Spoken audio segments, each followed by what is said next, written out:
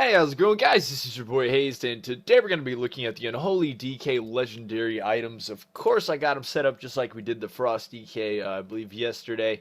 And we got about 4 of them that actually overlap from Frost DK to Unholy DK. And then on the right side, of course, I got most of the crazy Unholy DK ones that specifically buff the abilities. So let's go ahead and jump into this, guys, and talk about the legendary items.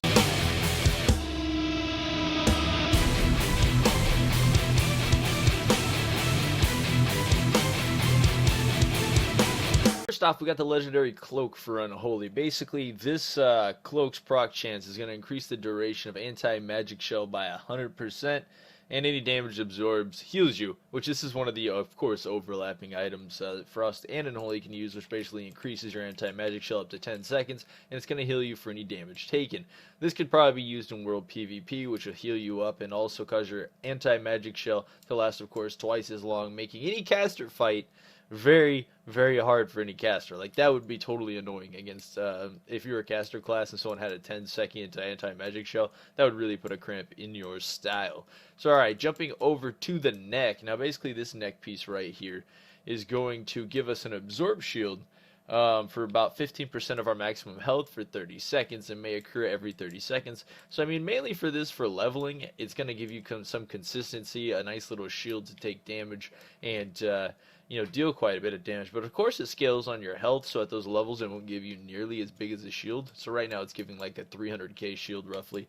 And, I mean, it would work pretty well for PvE mobs, but since we have, like 1.6 million health, I can imagine that, 300k isn't really that much health.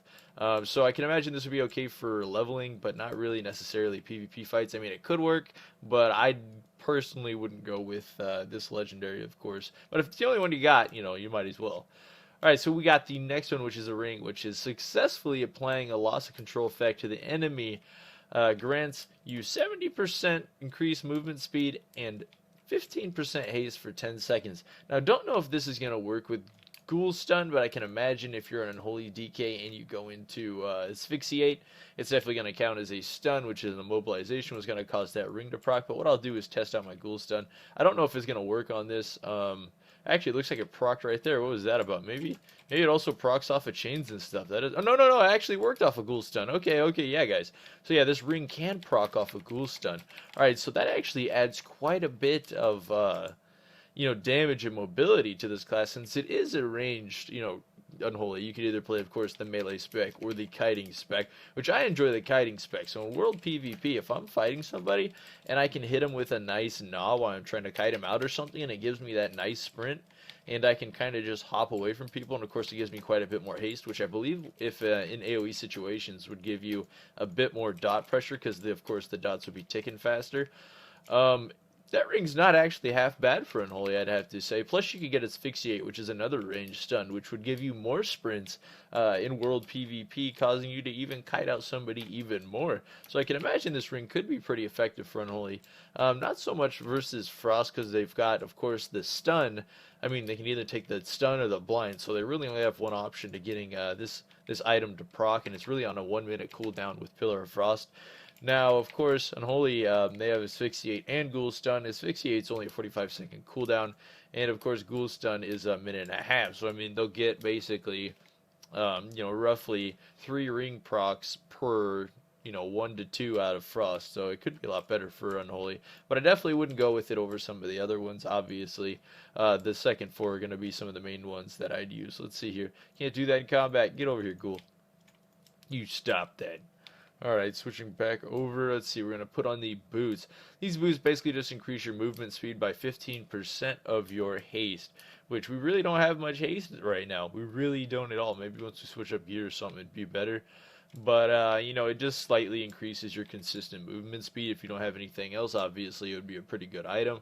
But out of all of those items, this one is probably the most useless when it comes. I mean, it just increases your movement speed. I mean, if you're not going to take damage, I mean, don't use the absorb shield, but even that in PvE would probably be better than using the movement speed. I mean, unless you can't get out of stuff like fire. I mean, it could be good for that, but who knows? They're going to make everyone in the raid group wear those speed increase boots because they can't get out of fire. Alright, so going over The ring next. Now, this is where it's going to get good. This is when it gets good on these four guys, and Holy's going to get a little crazy. Now, we got your ghoul attacks have a 50% chance to activate one of your runes. So, I mean, you instantly get back one of your death runes, 15% chance. I mean, that's, or is it 15%? I'm pretty sure it said 15. Yeah, 15% chance. That's not really a very high chance, guys, but it does give you some opportunities to kite out a target, generate runes at range while dealing ranged pressure. And if you're using Clawing Shadows, of course, that might be a bit more damage. But I don't know if I'd go with this one when it comes to doing damage and or leveling. I mean, it'll work, of course, you know, if you don't have one. But then again, it's just like 15% is not that much. You will not notice that proc very often. I mean, it would work pretty well in major PvP AoE situations, but I just feel like most of the time your ghoul ends up dead in those situations anyway, and they would kind of just end up being useless. Of course, in PvE settings, it could work for elongated fights, but 15% proc chance just really isn't that amazing in consistency. All right, talking about the bracers. Now, this is something I thought was really interesting. It's a lot of people are gonna look at it and go, oh. So for like the melee spec, when you're dealing a lot of pressure in PvE and stuff, these bracers basically, Scourge Strike has a chance to burst an additional 1 to 5 festering wounds. Now, usually when you burst more festering wounds, it's going to turn into more damage. Now, I gotta find out if it is more damage. I'm not exactly sure. But it did just burst like 4 right there on that hit, and did quite a bit of damage. That one, I can't really tell. I really don't know. I can imagine I'm probably using the wrong talent to actually see if it's dealing quite a bit more damage. I'd probably have to take Bursting Sores, and that might amplify Unholy damage by quite a lot. Let's go ahead and try that real quick. I'm going to stack it up to full, and then we're going to try and consume quite a bit. Oh, that was a nice little explosion there. It's supposed to consume extra. I can imagine if it does, it'd probably add a little bit to damage. But I'm not really noticing a huge difference when I'm consuming, it seems like 1 to, you know, a bit more. But we'll go ahead and see. All right, I'm trying to watch the AoE, but I don't think I'm close enough to the other one. There's only like 38k. It only consumed 1 there, so that wasn't a big one. Let's see if we can get it to consume like 5. That one consumed 2. Yeah, I did see an extra proc on that one. So if it consumes... There we go. We saw like 3 or 4 hit this extra target over here. Yeah, that's kind of nice. I'd have to say, out of the legendary items, PV damage, these bracers, kind of like with Frost, I think bracers had some of the strongest too.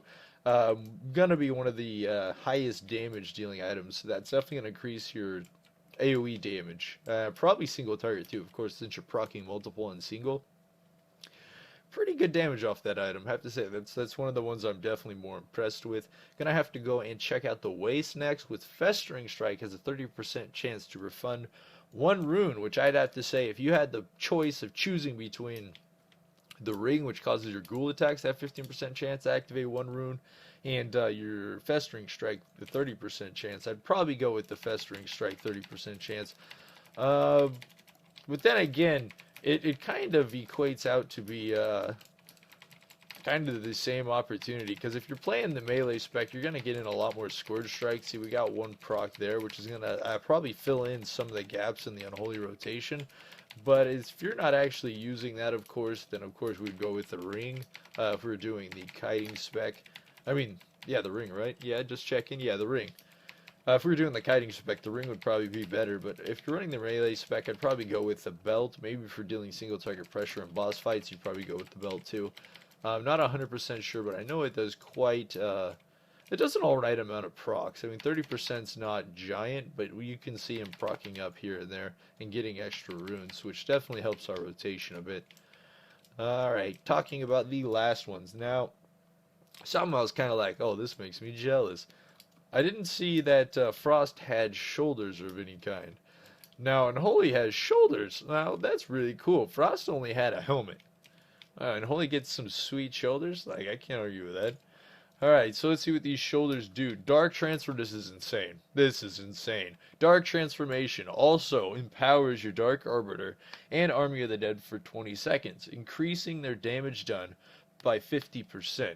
So, if you have this ability on, and you got, where's he at over there? Dark Transformation. And let's see, we're just making sure I got everything in the right place. Alright, my Valkyrie cooldowns are over there. So what we're going to do is throw out our Army of the Dead. We're going to send in our ghoul. We're going to go in hard on this guy. We're going to apply dots, and we're going to throw out our Valkyrie on the target and deal quite a bit of damage. Throwing out Dark Transformation, and that's going to cause all of them to deal 50% more damage. Holy crap, the pets are hitting harder than a person does. That's so much damage. Alright, so if we stack up Festering is why that's going off, and proc like the Unholy artifact, I wonder if that Dark Transformation also buffs these other Army of the Deads off of artifact. So if you actually train all those together, of course chain it with the Dark Transformation empowers your Arbiter Army of Dead for 20 seconds, and increases their damage by 50%. That is insane damage coming off from these Army of the Dead. Like, it's really strong with Unholy.